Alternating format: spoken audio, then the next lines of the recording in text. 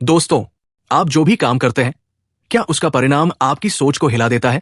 कभी सफलता पर घमंड, कभी असफलता पर निराशा। आज हम गीता का वो श्लोक समझेंगे जो बताता है, योग ही कर्मों में असली कौशल है। बुद्धियुक्तो जहाति उभे सुकृत दुष्कृते तस्माद् योगाय युज्यस्व योगे कर्मसु कौशलम। जो व्यक्ति बुद्धि, विवेक से युक्त होता है, वो इस लोक में ही सुकृत, सत्कर्म और दुष्कृत, कुकर्म दोनों के फल को छोड़ देता है।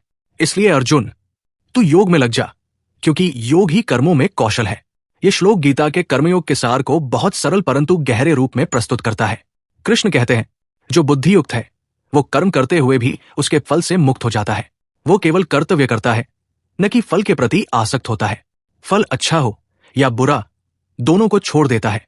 यहां सुकृत दुष्कृत का अर्थ है। सुकृत अच्छे कर्मों का फल, यश, धन, सुख। दुष्कृत बुरे कर्मों का फल, आलोचना, कष्ट, अपमान। साधारण व्यक्ति इन दोनों में फंसता है।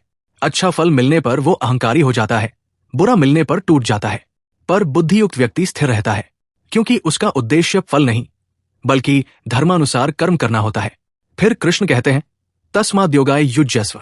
इसलिए अर्जुन, योग में लग जा। योग का अर्थ यहां कर्मयोग है। कर्म को संभाव से करना, फल की आसक्ति छोड़ना। आज के जीवन में यही सबसे बड़ा कौशल है। Discipline plus detachment. यही सफल और असफल व्यक्ति के बीच का फर्क बनाता है। आज के दौर में लोग अपने काम के नतीजों से बहुत जल्दी प्रभावित हो जाते हैं। रिजल्ट अच्छा हुआ तो अहंकार और आराम, रिजल्ट बुरा हुआ तो निराशा और हार। ये मानसिक असंतुलन उन्हें कभी लंबी दौड़ का खिलाड़ी नहीं बनने देता। गीता कहती है, बुद्धियुक्त बनो, यानी माइंडसेट को योगी बनाओ। राष्ट्र निर्माण हो, स्टार्टअप हो या सिविल सर्विस की तैयारी, ये माइंडसेट ही असली ताकत है। अमेरिकन साइकोलॉजिकल एसोसिएशन की एक स्टडी कहती है कि जिन लोग ग्रोथ माइंडसेट और इंट्रिंसिक मोटिवेशन के साथ काम करते हैं, उनके तनाव के स्तर 35% कम और उनकी दीर्घकालीन सफलता की संभावना 3 गुना अधिक होती है। यानी जो गीता कह रही है वही आज की साइंस भी मानती है। तो दोस्तों, आज से ठान लीजिए, हम अपने हर कर्म को योग बनाएंगे। फल अच्छा हो या बुरा, हम नहीं टूटेंगे। यही है योगे कर्मसु कौशलम।